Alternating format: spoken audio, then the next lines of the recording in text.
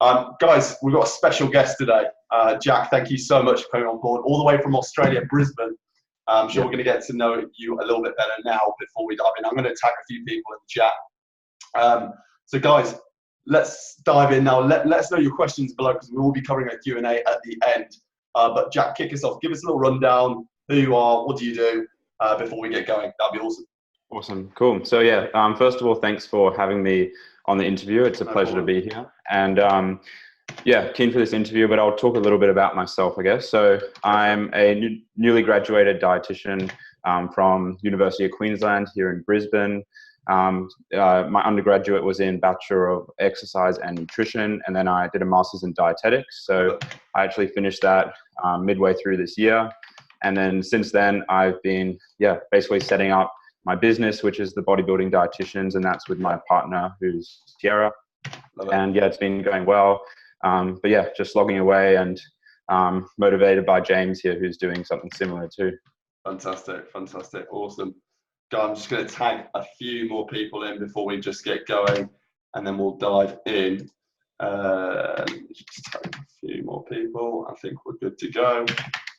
Right. Okay, that'll be fine for now, guys. Okay, cool. So what we're going to be covering today, guys, is all about the busy professional man. We're going to be talking about periodizing your training, your nutrition in relation to you. We're going to be talking about scale weight and why it isn't always linear in relation to your transformation journey. So we're going to cover the why with that. And then we're also going to be giving you a little insight into how you should be planning your day around your nutrition, around work meetings, busy schedules, and everything else, so you can become efficient with your time. So we're going to be covering them off today, guys. So please let us know your questions. Jack and I'll be covering the Q&A at the end. We're going to be going back to back today, giving you some value and some insight moving forward.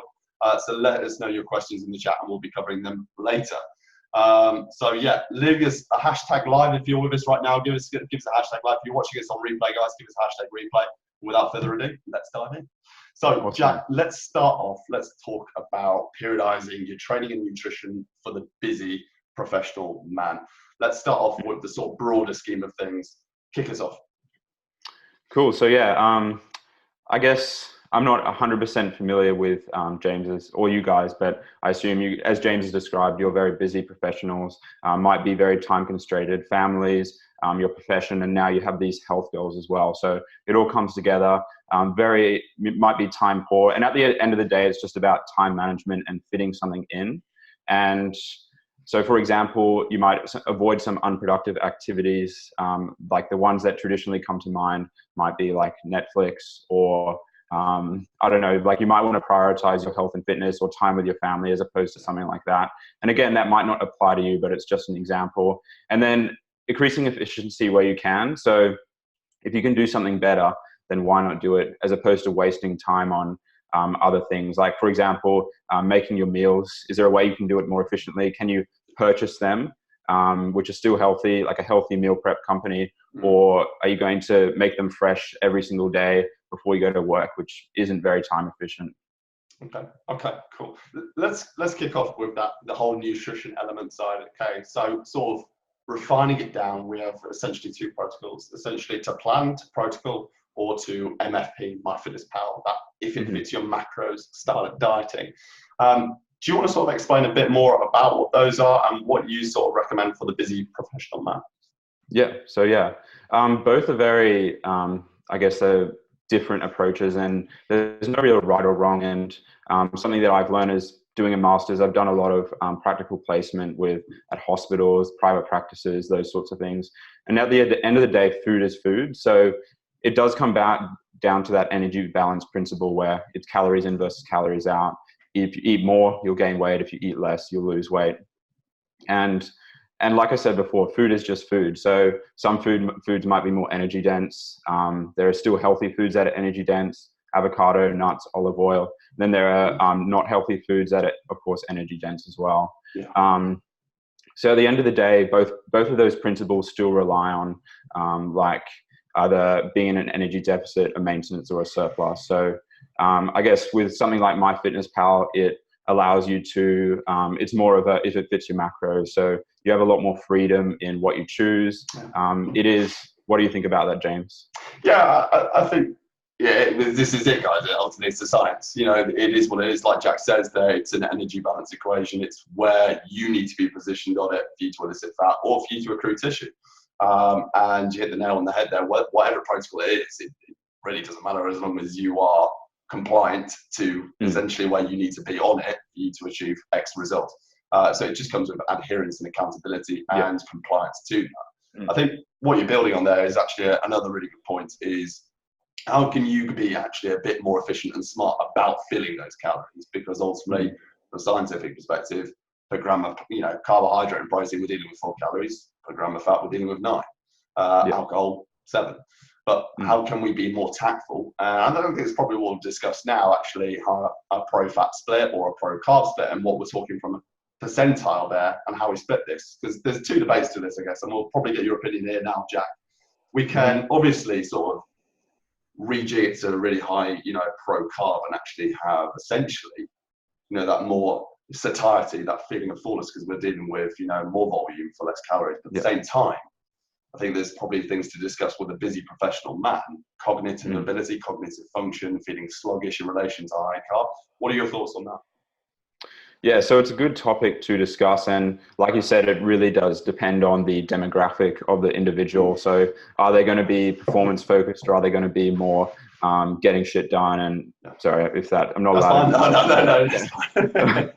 No. But yeah, getting that stuff done and really striving towards your goals. And there definitely are arguments for both sides. And there's not a lot of literature on, I think sluggishness does come with both carbs and fat. Carbs and fat, in my opinion. And I guess traditionally for the people I look after, I go for probably a more, again, I preach a lot of personalized nutrition. So I basically trying to divvy it up to what will work best for them and their goals and their aspirations and stuff like that. So I guess the benefits to discuss a little bit of the science behind it in terms of a higher carb, lower fat, and like moderate to high protein approach. Basically, carbs are difficult to be stored as fat, and so is protein as well. It has to undergo a process called de novo lipogenesis, where essentially carbs and proteins are converted to fat. Because if you eat excess carbs, basically they get stored as glycogen, as you probably know. And then your glycogen stores have to be completely filled before it then gets transferred to fat. Whereas if you are in an energy surplus, if you eat fat, it gets stored as fat. That's just how it is. But then I do agree from the cognitive perspective in that I think a higher fat diet does have some merit for that aspect. I think it's really, guys, understanding we're going quite intricately into this right now, but ultimately understanding the sort of broader scheme of things, energy balance rules all. That's the first concern. First of all, where you're positioned on it will dictate your outcome, 100%. But then once we've got your positioning on the energy balance, then we can really dive into how we fill that nutrient timing, quantity, quality. When we're bringing everything in, that's when we get a little bit more creative. Let's talk a bit more about the other side of things, because from a training perspective for, say, the busy professional man, and how you would periodize that within a mesocycle, for example. So yeah, I think another great topic and something that James and I have similar. We construct things similar in this realm, and essentially it comes down to a few main topics such as like volume. How much volume can you handle? If you're a beginner trainee, then you're likely to be able to handle less volume for more results. So then that comes back to time management as well. If you can get a better result from doing less work, then that's like a win-win situation for you. There's an interesting point I want to build on that. Sorry to interrupt you, Jack. There's a really, because we touched upon it with the nutrition element, is that sometimes, as Jack said there, less is more. And actually providing too much, sympathetic stress on your nervous system by having a serious amount of volume can actually hinder your ability to recover and force progressive overload moving forward. And actually for instance, 3 or 4 day split across the week can actually be beneficial too. But when you fall onto a 3 day split or a 4 day split, as opposed to say a 5 day split, what we're typically doing there is providing less expenditure, and therefore we've got to once again readjust your energy balance and where you need to be positioned on it from an intake perspective or neat target perspective to create the same deficit. Do you want to build on that, Jack? Just from that element? Yeah, and I would be interested to get, this might be a discussion point here, but again, my views on resistance training is that it doesn't actually burn a considerable amount of calories. The actual activity does not. Yeah. But the good thing about resistance training is that it does require more calories to recover and then build that muscle tissue, as opposed to something like low intensity, steady state cardio or HIIT training or something like that, which is probably more effective for time. It's probably more effective than resistance training and burning calories. 100%. Just so we can get clear on this, guys, obviously we have these 4 components, and I'm sure Jack will add to this. We've got BMI, your basal metabolic rate. We've got NEAT, non-exercise activity thermogenesis, like daily steps. We've got EAT, your resistance training, your cardio, and you've got TEF, thermogenic effective food. And like Jack's just said there, the least important out of all of them is thermogenic effective food. It's less impactful. And then the second one would be EAT. I believe it's about 5 to 10%, isn't it, Jack? Relatively quite low in that respect. And then obviously BMR, which we're going to be covering later on in this sort of discussion as well, in relation to NEAT, are more significant, guys, in understanding how you can be more efficient in your time. You know, everything relates back to time here. So yeah, 100% on the same wavelength. Yeah, which is fantastic. I really like. I just wanted to cut in and talk a bit about the thermic effect of food, because I think that isn't often undervalued component. And I know that you preach really nutrient dense foods, which is like, again, really reinforces the thermic effect of food. And that's where sometimes if it fit your macros can downfall, because those people that try and cram whatever junk they can into it and don't go for those nutrient dense foods, like things like fiber, higher protein diets, really the insoluble fiber and soluble fiber, it can really make a difference to the thermic effect of food. It does require a lot more energy to digest. And it also, things like different types of fiber, like beta glucans, it can actually interfere with the absorption of some types of fatty acids like cholesterol, which is also good for your blood health as well. 100%. Fantastic. Awesome. So that's just sort of touched upon the volume element. I sort of sidetracked you there a bit. My fault in relation to energy. Let's bring that back a second to talking about MRV, MAV, and MEV. Why don't you give us a little rundown on that for the guys? Yeah.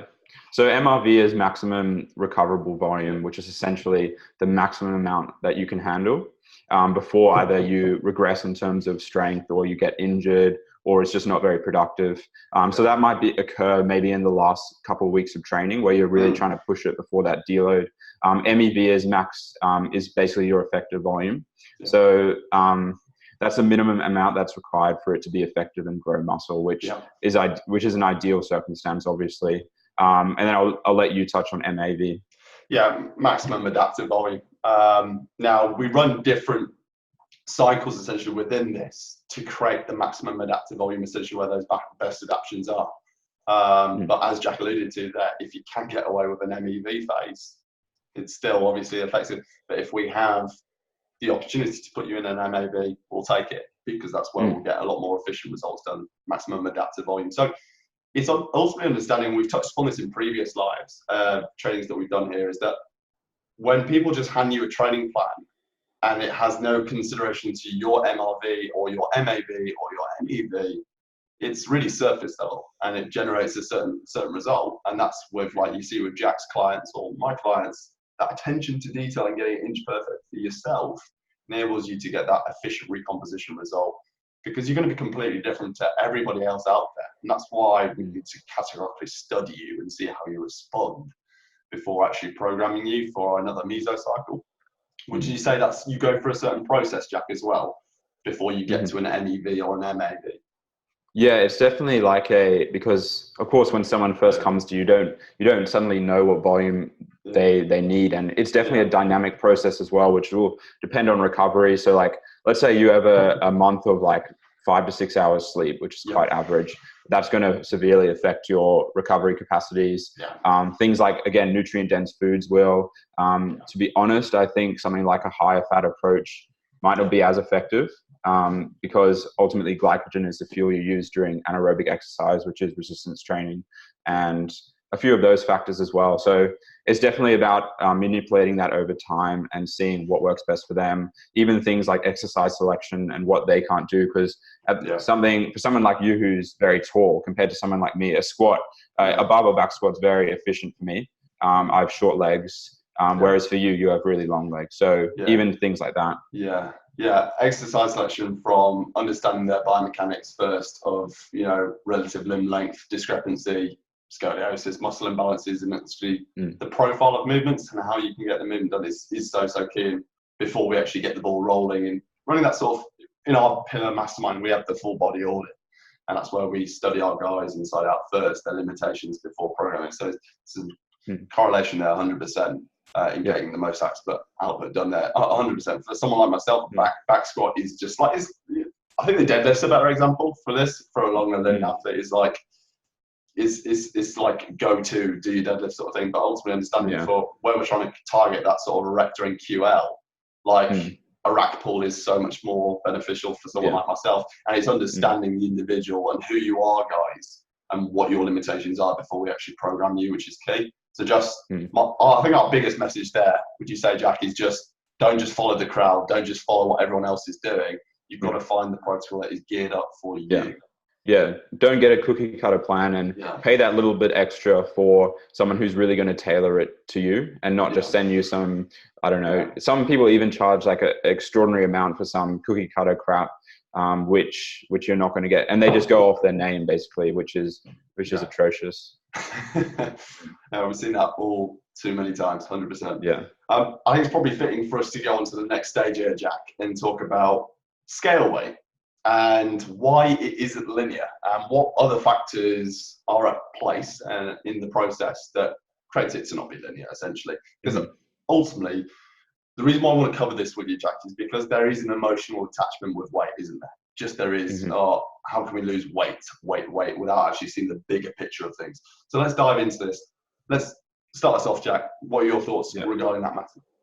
Yeah, so there's a whole amalgamation of different reasons why the scale might not be linear or it might not say what you want it to say. And definitely what James says is that emotional attachment. And I deal with quite a few contest prep individuals who, if they don't see that number drop each week, they are emotionally attached to it, especially after comp as well, where they then have to see it rise up, can be quite difficult. And probably because I know your guys, everyone's demographic here. I think the big one for you guys is an increase in muscle mass, because you might be losing weight, and there are a few scenarios where you can gain muscle and lose fat at the same time. And I think you guys all fit multiple of those criteria. And we got to remember that muscle mass takes up less space than fat, but it's more dense and it's actually heavier. So you might lose a lot of fat, you might gain a small amount of muscle, and that small amount of muscle is going to weigh more than that fat. 100%. I want to build on that is that, like Jack alluded to there, is that if you're pinpoint precise to where you need to be on the energy balance equation, go back to the first point and where you should be into a slight calorie deficit, the process of you actually recomping, accruing tissue is far greater than, massively calorie restricting yourself to a huge deficit, whether you're just going to wither away as opposed to actually retaining the tissue on your frame and actually accruing tissue. Because ultimately what we're trying to do here, guys, and Jack will so I know this is the same with Jack's clients as well, is we're trying to obviously reduce your weight, reduce your fat stores, but also we're trying to enforce progressive overload. And by doing that, reducing weight, increasing overload, what we're doing is we're increasing our relative strength. If our relative strength is increasing, our composition is going to reflect that. From your visual element, your physique is going to look better.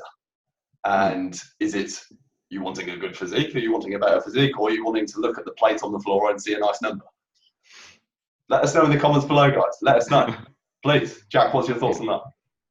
Yeah, 100%. And yeah, especially in terms of like the progressive overload factor in the gym, like that can be done. It's not just it's total volume. So that can be either the amount of sets that you do. If you do more sets over time, if you do more reps with the same weight, or of course, if you increase the weight, and increasing the weight is what we want to see over time, of course. And because I'm sure you guys know what powerlifters are. They're people who focus on strength primarily. You guys are more, I guess, physique related goals. And powerlifters mainly gain their strength through neural adaptation, so increasing the efficiency of their movement, and which is why they might bench press like 3 or 4 times a week. But you guys, because you might only do a movement once or twice a week, all of your strength gains are going to be associated with muscle and a little bit of neural adaptation. So that's just a little bit more insight into why you're actually increasing in strength. Yeah, 100%. Like there's so many other ways we can enforce progressive overload aside from just load. As Jack's alluded to there, recovery times, sets, tempo, execution even as well, refining your execution. So many different ways we can enforce that overload. And that is, ultimately understanding, guys, if we were really to simplify this process for you to go away to understand, there's 2 things that really within your training and your nutrition, energy balance, and where you're positioned on it. Training, enforcing overload, providing a certain amount of volume, which means that when you come to your next rotation, you aren't still fatigued. You're ready to go and enforce more overload once again. Simple as. And it's simplifying those 2 processes. 100%. Cool. So let's touch upon about that emotional attachment with the scale. Okay, like what other things aside from accruing tissue? I want to mention, for instance, water, food, glycogen when you weigh yourself, timing of food the previous day as well, when the last installment was. Let's talk a bit about those factors and how they have an influence on the scale, Jack. Well, yeah, a big one that you didn't actually mention for my clients is actually, interestingly, toilet. So depending on how many times you go to the bathroom, because we all know when you decrease the amount of food that you eat, you might not go as regularly. So if you haven't gone for a couple of days, then that's going to increase your weight. Because getting into the dirty details, like a shit might even be like 200 to 500 grams, which is quite a lot of weight. 100%. 100%. Like building on that within the mastermind, our guys, we control as many variables as possible, simple as. And one of their non-negotiables and control variables is a fasted weigh-in in the morning, where basically flush out, go to the toilet, same variable, same boxes, you name it. It's that consistent routine to create as much as possible a constant variable. And obviously it's going to be hard to really get pinpoint when, food timing and everything else from the previous day and everything else. But 100%, guys, just key one to learn there is understanding that don't beat yourself down when you know you're positioned into deficit, you're ticking your boxes, you're compliant when you may see a little fluctuation, because ultimately we are looking for, we're not looking for a linear result. We are looking for little peaks and troughs purely to regulate those internal variables, sleep, stress, digestion, CNS, all of this. Because like we're coming to now with Jack, is that what we spoke about before is the more we can optimize that, the more we can get your BMR, basal metabolic rate, to fire at its peak efficiency. And it's going to be the most significant factor to expenditure, right? Yeah, so as James said, BMR is basal metabolic rate, and a large component of the BMR is genetic. And so some people are unfortunate that they're born with a low one, but you can. And it basically functions off the basis of adaptation. So some people, when you eat more food, it adapts to that larger amount. When you eat less food, it can also adapt to that lower amount, which is basically why you eat less food as you get leaner and lose weight. And essentially you can vary it. As James is saying, you can make it better, and you can also make it much worse by doing that crash diet. And so essentially, to make it better, this is my perspective. Like you want to be eating the most amount of food you can to lose the most amount of weight you can, of course. Keep it tight to that maintenance. Keep it tight to the maintenance. Yeah. And I think periods of, especially if you're losing like an excess of like 10 plus kilos, we need to think about some periods of potentially diet breaks or refeeds. And there's not a huge amount of science yet to say that having a period of like a maintenance or very slight surplus, it doesn't fix the metabolic damage straight away, but it definitely does help. And it's full of psychological benefits as well of getting to eat more food, increase your NEAT, which again burns further more calories. And that's why it decreases stress, of course, which is a big one. And that's a big reason why people actually lose weight in that period of maintenance as well. Yeah, 100%. I think like you touched on it briefly, it was also that can help aid your BMR and get that running on peak efficiency is actually by having more muscle tissue. Actually having more muscle tissue onto your frame is going to actually enhance that as well. So yeah, understanding that, guys, from the internal perspective, we talk about, a genetic structure to this as well, which is very important, but how we can micromanage the 1% to get it even better is by looking internally. If we can fix the inside, we're going to enhance the external image that we see 100%. So making sure that that's all monitored, held accountable, tracking, make sure that's all in alignment 100%. Fantastic. I think we've covered a lot there. I think that's been quite useful, actually, understanding the bigger picture of not getting too attached to weight, which has been useful, and why sometimes we have little spikes, which has been useful. Yeah. Good stuff. Let's move on to the last section here. Before I just read out this last section, guys, just let us know your questions in the chat. We're going to come to the Q&A after this last section, so get your chat questions and we'll be answering them at the end 100%. So talking about the last section here, Jack, about playing a little case study role play situation here for, say, high-performing men who are watching this right now, busy entrepreneurs who have busy schedules, they have work meetings throughout the day. Let's talk about how we can organize and structure their day, and their schedules to actually optimize and not derail their progress whilst having all this sort of, commitments going on in the day. Yeah. So yeah, ultimately, it comes back down to that main principle we discussed, where it's energy balance. So it's all about doing what you need to do and tailoring it best to your day and your situation to make it work for you. So making sure you're still in that deficit. And of course, you guys are extremely busy. You have different functions. You might have to go out to dinner for a work meeting. You might have a work lunch where food is involved. And it's not always appropriate to say no to that food, of course, because it's part of culture. It's part of what you're doing. Yeah, 100%. I think we spoke about it before, actually, didn't we, Jack, about actually the finer nitty-gritty stuff here, guys. We want to provide you the science, essentially, of this, so you understand in relation to, how it plays an impact in, for instance, if we've got that meeting on the end of the day and we're, trying to prepare for that, where we know there's going to be food and stuff and temptations in place there, how we can forward plan before actually entering that environment, so we know that we don't actually enter the environment, we consume, and then try to track after we've consumed. All about previous preparation, about tracking before we go in. Tell us a bit more about that and what you advise there, Jack. Yeah, so yeah, this is definitely a big one for a lot of my clients as well. They I guess counting your macros using MyFitnessPal can, one of the main reasons why it gets a bad rep is that people say, oh, you won't be able to go out to dinner, or you're always weighing your food. And that's why knowing what to do in these situations is really important. And so what I usually advise is essentially giving yourself a bank of calories, whether that be, let's say you're eating 2,500 in a day, you might save like 1,000 for that meal, and therefore eat. So what I typically recommend is have very protein dense meals. So make sure you get your protein for the day, which is very important, and fill up on those really satiating foods, so like non-starchy veg.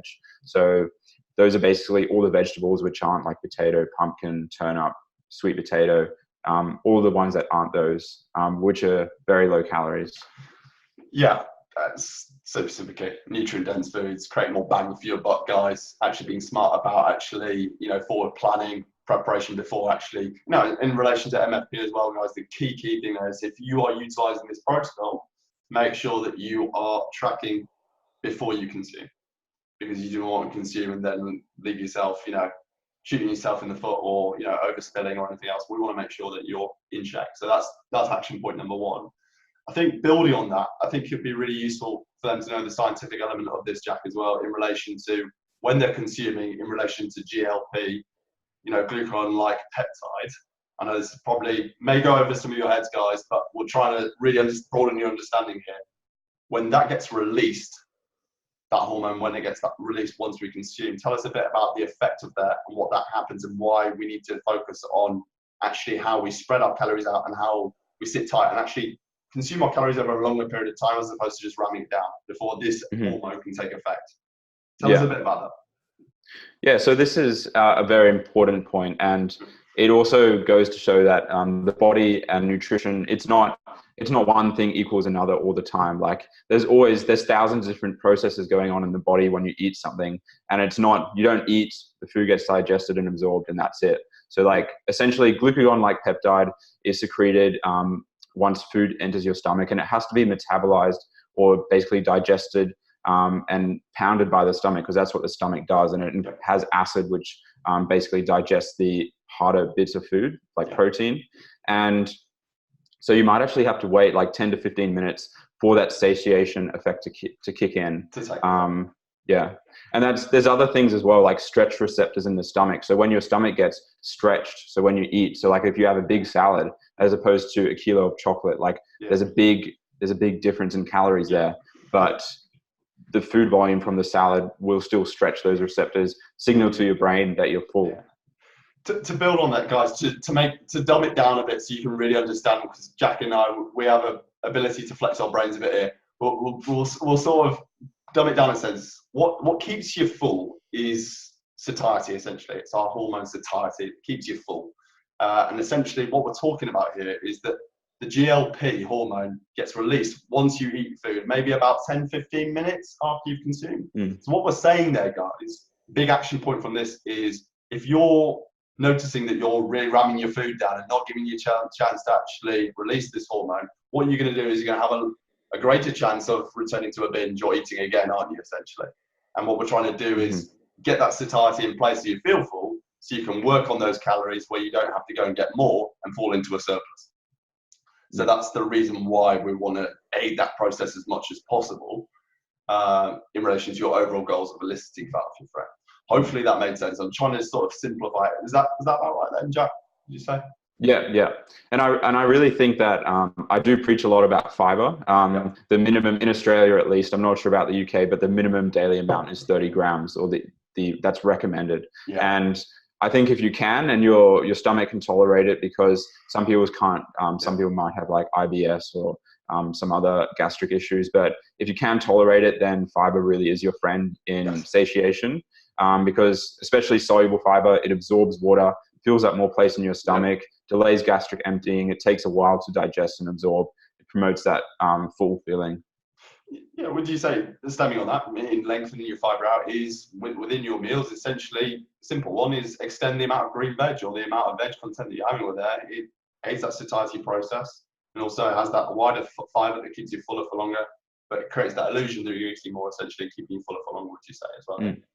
Yeah, that's right. Yeah. Good stuff. Fantastic. So action points for the final one there, guys, is understanding your event and your schedule prior to actually going ahead with it, understanding, okay, these are the time constraints I've got, and then forward planning, time blocking, and understanding, okay, these are the calories I'm dealing with. And this is what the bank, the safety net, as Jack said, is I'm going to have. And then the best thing for you to do is within MyFitnessPal, when you're holding yourself accountable and tracking, is actually be conservative when tracking.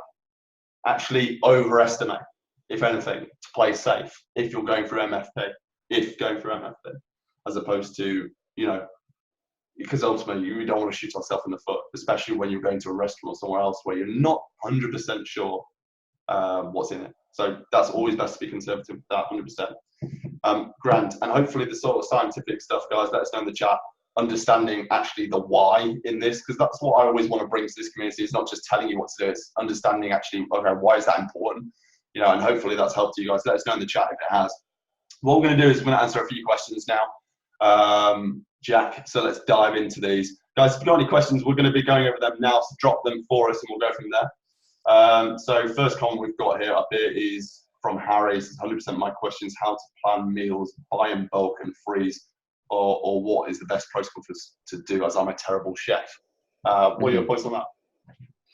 Yeah, so food is, I see food quite simply, and you can make food really fancy by like a recipe book, which has 100 different ingredients for each meal, or you can really just stick to the basics and have a protein, carb, and fat source in each meal. And then I always say, like, it's a bit crude, but if you're hungry, then it's going to taste good, basically. And you can use some simple spices to make it taste better. So like a really basic one might be, I don't know, like brown pasta, which is high in fiber as well, a whole grain, a protein source, which could be chicken breast, tuna, any sort of tinned fish, and then a veg sauce and a fat sauce as well. So like peas and corn or mushrooms, olives, anything like that.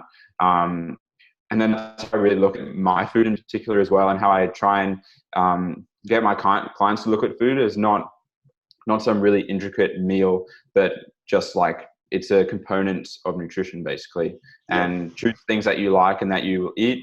And yeah, and in terms of meal, I'll let you say your part on that. I mean, I'm with you on that. I think it's key to also understand that for someone like Jack and I, we see, because we're within bodybuilding, we place ourselves within this sport. We just see food as fuel. All it is to aid that process of progressive overload and just recovery.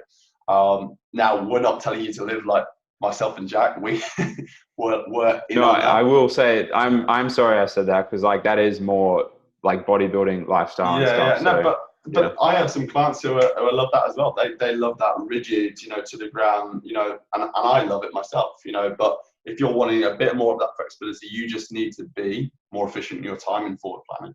Mm-hmm. Especially, if you're prepping, what we advise with our guys, Sunday prep, simply as get it all out for the week, prep so you know where you are across the week, and you're efficient with your time. That's what I like to say is that discipline equals that freedom, 100%. Having that discipline on the Sunday to set yourself up for the week, 100%. 100% with you there on that, Jack. A few more comments coming in saying, yes, I know the scale changes to when I eat and weigh, doing shift work, it changes regularly. Yeah, 100%. Andrew Cook saying, wish I could set my bowels to always empty first thing. That would be ideal. Yeah, I mean, like ultimately, if we're seeing a trend, an analysis that, you aren't able to clear first thing, then that's fine. It becomes a constant variable. That's what we're always looking for in managing your transformation journeys. Would you say, Jack, is creating constant variables? Yeah, definitely. The more things we can predict and analyze and measure, the better. Yeah, because like we've trying to really stress to you guys is that it's not that one person gets a good body and someone else doesn't. It literally is a science. This is evidence-based. It isn't fad. This is science. And it is literally knowing where you are on the energy balance and manipulating it over an extended period of time to create a desired composition result. Period. End of debate. So it's creating constant variables as much as possible for us to manipulate this and manage it. So the bowel question there, don't stress about it. Don't worry about it. If you can, great. But if it becomes a constant variable, it becomes, a factor, then so be it. It becomes the constant variable we manage from. Cool. Next question. What's your opinion on fasting, Jack, and fasted workouts? Seems to be all the hype at the moment. Yeah, it definitely is a hype, especially like the 5-2 diet, where eating for 5 days and then fasting for 2. And again, I'm going to bring it back to performance goals and looking at that. So essentially you have something called muscle protein synthesis, which is where you eat protein, your blood protein levels and protein synthesis spikes, which is very important for recovery and muscle growth. So if you fast, especially doing a fasted workout, my primary concern, and I have two main concerns. My primary concern is that, one, your muscle protein synthesis isn't spiked. And at the end of the day, it's not a massive deal. Like if you're training to lose weight and gain muscle, but you're not like a competitive athlete, it's not really a big deal. You still get results. So that's sort of my question on that part. The other part is just about carbohydrate. So if you train fasted, your muscle, so you have muscle and liver glycogen, and glycogen is essentially the fuel for exercise. It's unlikely that your liver glycogen will be depleted because you store about 200 grams there, but your muscle glycogen is probably going to be somewhat depleted, which isn't going to be 100% beneficial for exercise again. But at the end of the day, So the key, just to sort of round off there, guys, and Jay, if you can confirm for the guys in the chat to simplify this, is that your liver glycogen stores isn't essentially too much to worry about. It's more your muscle glycogen stores that we want to facilitate and entertain in the overall goal of facilitating more progressive overload, I might say. Yeah, that's correct. Fantastic. So in relation to that then, guys, it's understanding that, we can train fasted, but if we're really wanting to sort of aid that process of progressive overload, we want to create the best environment and opportunity to do that. And actually fasting is probably not the best way to go about that, even though you've got your intake from the previous night and you'll still have glycogen stores, but limited. We want to facilitate that as much as possible through preloading or whatever that is for yourselves. I did want to touch on something else just with fasting is that Fasting definitely has a reputation where it's a bit magical, like you fast and then it's suddenly going to result in weight loss. And again, we'll bring it back to energy balance. It's still about that. So it's still about how many calories you consume in that day or that week. And that's why the 5-2 diet can be effective for weight loss, not necessarily if you train on those days, but because if you think about it, if you eat normally for 5 days and you don't over exceed your calorie limit and then you don't eat for a whole 2 days, that could be potentially 5,000, 6,000 calories that you're excluding. Mm. Mm. Yeah, I'm not a massive, with my clients, I'm not a massive advocate. It's faddy for me. Ultimately, you know, it can be useful for calorie restriction and falling into a deficit, but ultimately what we're trying to do here is we're not looking for weight loss. We're looking for recomposition. We're looking for a physique generation here. You know, we're trying to entertain. I'm with you as well. I'm just saying it's it's just it's mathematics, it's science. It's not it's not magical or anything. It's just and it's not beneficial for muscle retention. Yes. Yeah, 100%. We'll be on that, Jack. 100%. Hopefully that answered your question there, Paul. Andrew's saying kale. Yeah, big fan of the kale. Bomb me up on the kale. 100%. Track before, great advice. 100%. Just reading through some of this. I eat like someone wants to steal my food. Yes. That sort of builds upon definitely what we were saying there in relation to GLP. We definitely want to slow it down as much as possible to optimize that nutrient uptake in the process when we're consuming food. We want to utilize it. It's probably a good one to bring in now in relation to stress and sympathetic stress and parasympathetic nervous system, you know, sort of continuing there. We want to be in as much of a relaxed state as much as possible in that sort of parasympathetic nervous system when we're consuming food to optimize nutrient uptake. Jack, tell us a bit more about that. Yeah, so the sympathetic nervous system is just flight or fight. So it's your primal instinct. Essentially, your digestive system gets inhibited. So because your blood flow goes to your skeletal muscle, it gets diverted away from your central organs like your digestive tract. Parasympathetic is rest and digest. So it's beneficial for eating. You won't get any stomach upset. It'll be more efficient for digesting food and storing it as glycogen. And that's the consensus of it. 100%. And then that sort of stems back to the GLP is that we ultimately, when this is released, when we consume, obviously 10-15 minutes, we want to slow the fuck down when we're consuming. So we can actually have that satiety feeling. We can feel full on the calories, especially when you're in a deficit phase and a dieting phase, and we're trying to keep everything tight. So Paul, simple answer to your question there, slow the fuck down. Okay, good stuff. Andrew, I'm all about the fiber, grade A logs. Yeah, especially in the deficit phase, we want to, manipulate that. Would you say there's an argument for consuming too much fiber, Jack? There is, and like I use myself as a case study because like I'm an advocate for fiber, and I consume a lot of fiber. I consume about so the upper limit's about 75 grams a day, which is over double what the recommended amount is. And I've consumed about 120 grams a day without any side effects. Like I feel great. Same. And on an average day, I consume about 90 to 100. So at the end of the day, it's going to come down to what you can tolerate specifically. There are some arguments for What are you looking for? So the guys know, because I'm in the same boat as you. I consume a large amount of fiber and I can tolerate it well. My digestive system is like, it just fights well. Talk to us about, for people who aren't as used to the fiber content as you and I, the telltale signs where they're over consuming on the fiber. What are they looking for? Yeah, so essentially one of the big ones is going to be constipation, and that can sometimes just be due to not drinking enough water to go along with your fiber. So it basically just gets, like, in lack of a better wording, it just gets stuck in you. Yes. And some other probably ones that are quite important as well is that fiber does inhibit the absorption of other nutrients. So like especially something like iron, which is a bit more important for females, but still important for us. So it basically, if you can think about fiber as like dirt, and it basically interferes with smaller minerals in that dirt and the absorption of them. So like, I don't know how regularly you guys would get blood work done, but if you do find yourself deficient because like fiber containing foods are very high in nutrients as well. So if you eat a lot of fiber, then again, it's something you probably won't have to worry about. but I just thought I'd touch on that. I hope I Yeah, didn't yeah, confuse no. you there. No.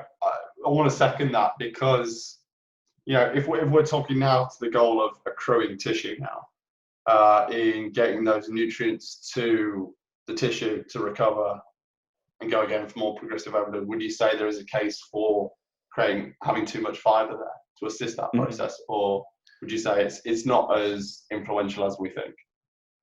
I don't think it's as influential as we think. Like there's a big hype, a bit like fasting, in that you have to have high GI post workout to absorb it as fast as you can. Like have your white bread and jam and protein shake or whatever it is, bagels and jam, which is and at the end of the day we have to look at it in the big sense, and a bit like having fat post workout. Like there's a big thing about people not wanting to have digestion. Slows your digestion, but at the end of the day, we have to figure out what's healthiest for us, what's gonna, if you guys are in a deficit and you have like something very high GI, you're gonna be hungry in half an hour, compared to having something like oats, which is higher in fiber, more satiating. It'll just fit with your goals better than having something that goes straight through you. 100%. Second that. Falls back to the overall thing, energy balance, where you need to be positioned on it, 100%. We can always talk about, what Jack said there about, bagels and jam, fast-acting carbohydrate, blood glucose management, insulin sensitivity, but probably for another time, is important to look at. But 100%. Andrew's just saying here, Paul's just saying very helpful interview, bit of feedback there for you, Jack. Good stuff. Andrew Cook, what should you eat in those occasional times where you feel drained and fatigued? So, this is a good, I just answered a question like this on my podcast. So, just wondering about the happenstance, but it is a good question. And a lot of the times food is often associated with energy levels and that sort of stuff. Like, I can't think of anything off the top of my head, but let's say like potatoes might be associated with like promoting energy levels, but at the end of the day, it's not necessarily going to be related to the specific types of foods. It's not more going to be related to like the bigger picture in terms of like sleep, like how have you been in a chronic energy deficit for a long time? Have you had a massive day at work? Are you depleted of glycogen? Are you dehydrated? Are you consuming nutrient dense foods? So there is quite a long list. It's not going to be as simple as like eating some foods at a specific meal time and then feeling better.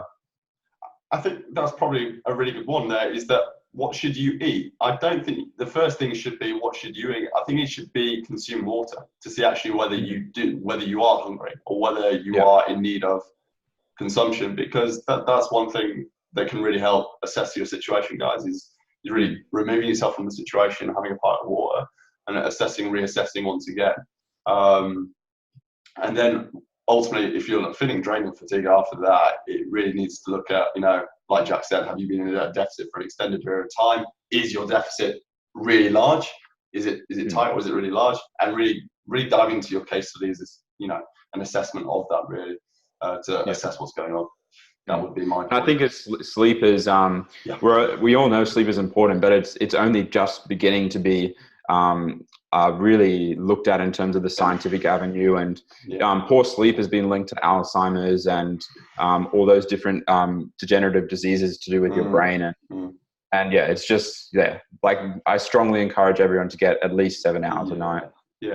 I think it's the second that is within the mastermind. What we do is we track the guys' sleep, stress, digestion, CNS, nervous system. We track everything, and especially with the sleep, we look into obviously your quantity, but also the quality, the amount of, percentile for the deep sleep, your REM, everything else, just to see what's going on and how we can optimize that. And then play cards such as melatonin, ashwagandha, zinc, magnesium, where necessary, if required, to assist that process. But Jack's spot on there, looking internally, how we optimize everything internally, to then look towards your external physique and conditioning and energy and everything else. 100%, guys, take that seriously. I know it's it's like, just go to bed whenever and not actually have that evening routine or structure. You pay for it, and like you'll see that with the cravings, the energy levels, and everything else. It's having that discipline, that evening routine. Cool. Rav says here, I tend to use sauces to add flavour to food. I guess I should be careful how much I use. I know what I want to say to this. Go on, Jack, you go first. Yeah, so if you use something like flavored oils or sauces, and that might be higher in sugar and fats as well, like they are going to add calories to your food, and like they won't be filling either, because they're just going to be a very small amount. For something, a good example is just olive oil. It contains a lot of flavor, but it's 9 calories per gram. Using 10 grams of that, it's 90 calories. And so what I recommend is just use things that like spices, herbs and spices. They contain a lot of flavor for little to no calories. Yeah, I'll second that. Like, especially, you know, for instance, you got your 1 calorie sprays. They're so much more effective to be utilizing an oil, as Jack said there, 9 calories per gram. You know, and that's just flipped around, isn't it? Really, you can see how calories are really adding up like that. If you're talking about, like, you know, ketchup and sides, you know, stuff like mayo, ketchup and stuff like this, you know, if you're really needing that extra assistance, be looking for the, you know, the 50% reduction in sugar ones, which are just lower in calorie, and just be conservative with your consumption there, because like Jack said there, it's extra calories. And are you accounting for those calories? Are you tracking that additional source when going into MyFitnessPal or your Pro School? Because they do add up, and they will, if not accounted for, put you into a surplus. You gain weight. So you've got to make sure that everything is tracked if you utilize Something that I like to use myself is when I am dieting is like the hot sauces. They can add a lot of flavor. They're very minimal calories, because it's basically just chilies, like stuff like the Nando's peri peri or Tabasco. And there's I'm not sure about the selection over there, but they add a lot of flavor, and they're very low calorie. Yeah, 100%. But key one with that, guys, is accountability. Should you be careful? Yes, you should. And you should just be knowing what you're consuming in relation to your overall target that's been set for you. Good stuff. Positive comments here. Good stuff. Andrew, one more here. Last question. What kind of fluid intake would you say is necessary for your fiber intake? Yeah, that's a really good question. And I think, to be honest, there's not a specific number at the moment that can be correlated to fiber intake. So it's not like 75 grams of fiber, you need 2 mils per gram of fiber. Unfortunately, it's not that accurate yet. And I would really go off just a trial basis. So if you feel like you are clogging up, try and increase the amount of water you're drinking. And like, as a rule of thumb, I would be drinking like at least 3 liters a day, especially if you're exercising. Minimum. Yeah. 100%. Yeah, if not more, of course. Yeah. And like, there is something called hyponatremia, which is basically where you dilute your electrolytes, like your sodium, potassium, because you drink too much water. But you'd have to literally be drinking like 2 liters an hour or something like that, a crazy amount of water. Yeah, 100%. Because I know there's people that you and I know, like Corinne and JP. I know Corinne, she's up towards like 8 to 9 liters a day, which is, I mean, an enormous amount. But it's knowing where you need to be in relation to, you know, where you're targeting and everything else, guys. It's all relative. Well, again, I'll use myself as an example, because this might be helpful, because I do consume excess of 100 grams a day, and I drink around like 4 to 5 liters a day of fluids, not just water, like tea, coffee as well. So like you might want to drink more water than that. You might want to drink a little bit less, but I'm feeling fine on that much water. So I'm in a similar situation to yourself from a fiber perspective and also water content perspective. So yeah, there's definitely alignment there with that 100%. Guys, hopefully you found that useful. Hopefully we've answered all your questions. I believe we have. If you've got any more questions, let us know in the chat. Jack and I will get back to them after the live stream. And just Andrew saying super handy. Thank you very much. Yeah, no, guys, hopefully you found this useful today. I really enjoyed hopping on with Jack. It's been really good fun. Time flies when we do these interviews, but it was really enjoyable. Hopefully you found it useful, guys. There's another question coming in quickly. Does tea and coffee count towards your water targets? Yes, it does. And this is something anything that is even fluid, like even soda. I don't promote soda, but it still counts. Anything that's a fluid, that's a lubrication. And there's obviously things that are more beneficial than others. Water is going to be the best always. 100%. And especially if we're looking into it in a bit more deeper there, Nick, in relation to coffee and tea from a caffeine perspective, in managing that, especially in relation to the overall goal of optimizing your sleep, for instance, in generating more deep sleep, in minimizing that as much as possible. So I'll speak to Nick in a bit more detail about that off stream. But guys, hopefully you found that useful. Let us know in the chat. Leave us a like and comment below.